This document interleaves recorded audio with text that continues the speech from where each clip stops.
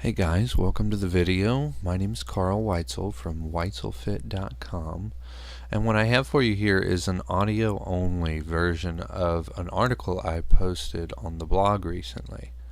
I put this up just simply because I know some people don't have time to sit down and read, or maybe they want to do it while they're driving or doing other things. So if you like it, of course hit the like button below. And if you have comments, feel free to comment on it as well. But the topic is evidence-based fitness. The reason I wanted to talk about evidence-based fitness and kind of explain what it is and why it's important is because it's probably the biggest prerequisite to keeping from being fooled while you're searching for diet and workout advice. And it's one of the biggest things that keeps people wasting time and burning energy on things that are ineffective or just don't work at all. So without further ado, let's get right into it. These days, there is a seemingly unlimited variety of sources for fitness information. What you get may be true and it may be false. You can turn to coaches, trainers, dietitians, and athletes with good reputations, or magazines, books, websites, apps, and other publications for insight and knowledge.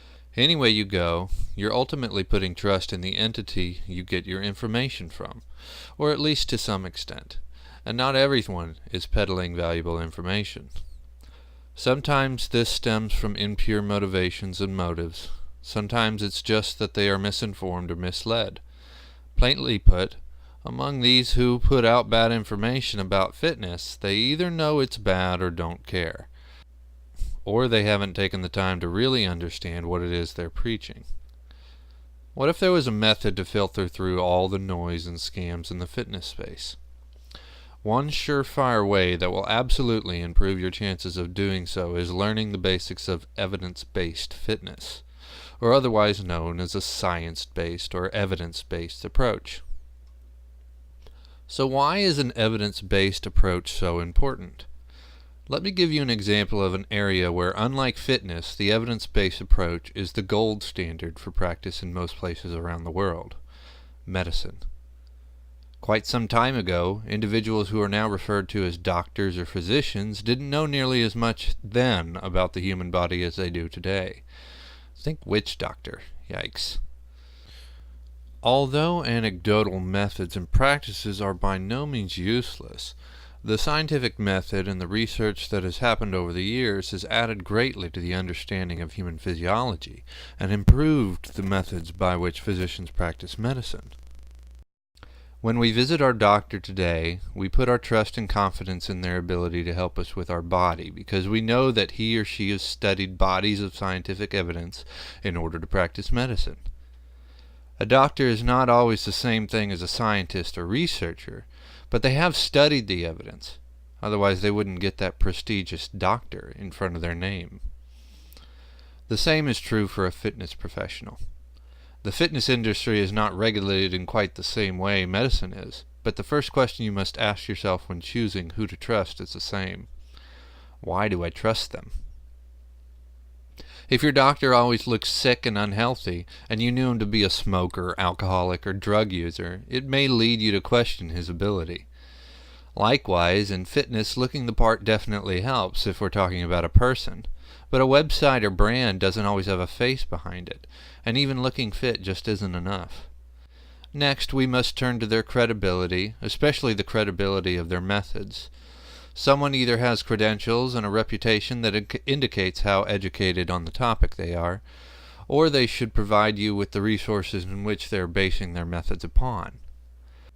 The first thing that should throw up a red flag is whether or not they are providing any form of evidence to back their claims. For a coach or trainer, this is usually testimonials or success stories from previous clients.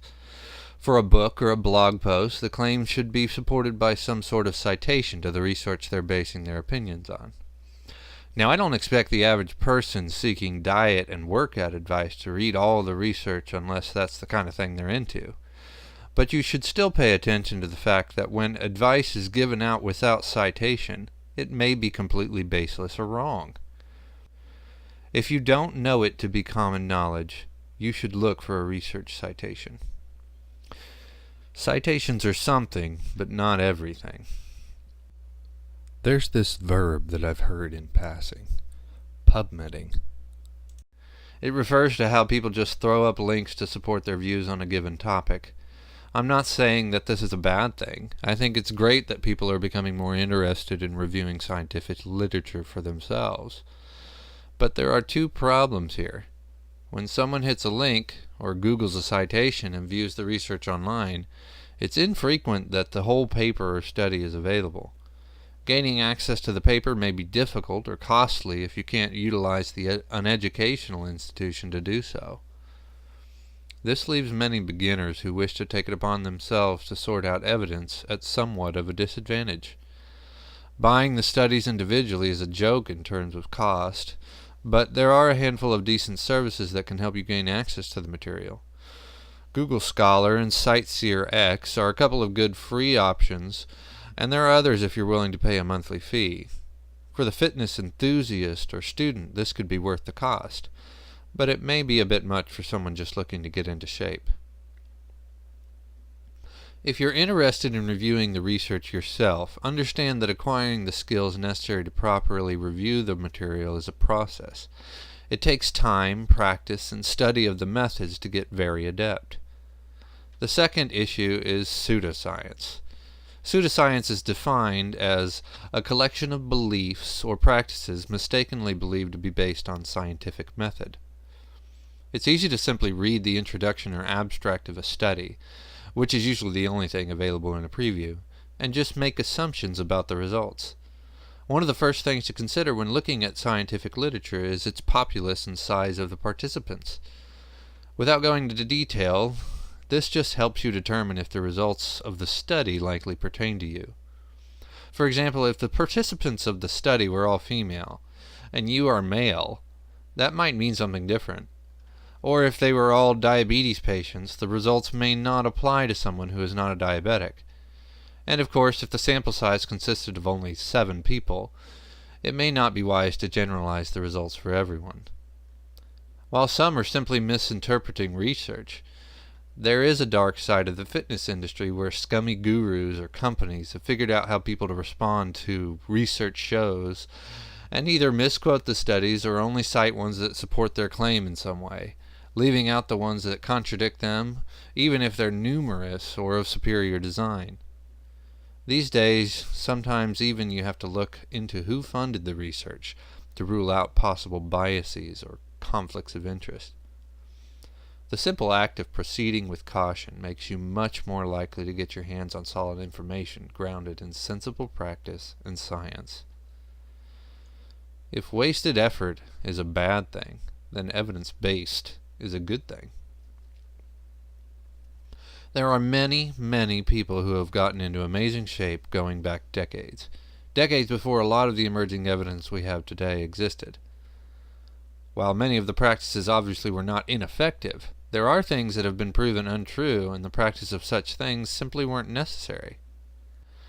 There's no shaming those who tried new things in an effort to discover what works, but there's no sense in continuing to spend time and energy on ineffective practices, and scientific evidence helps filter out this wasted effort. When we look at what the evidence-based movement in the fitness industry does for everyone involved, it's my opinion that it is in large net positive. When we look at what scientific evidence has done for the practice of medicine, it's hard to argue what it can do for fitness. Trust is a requirement, and you should seek some form of credibility. Look for research citations, but consider all the factors when it comes to relevant research. Beware of pseudoscience, scams, or fads, and proceed with caution in your search for fitness information. Adopting the evidence-based approach represents one of the significant aha moments in my journey and has served me very well. I happily support the movement and hope you do as well.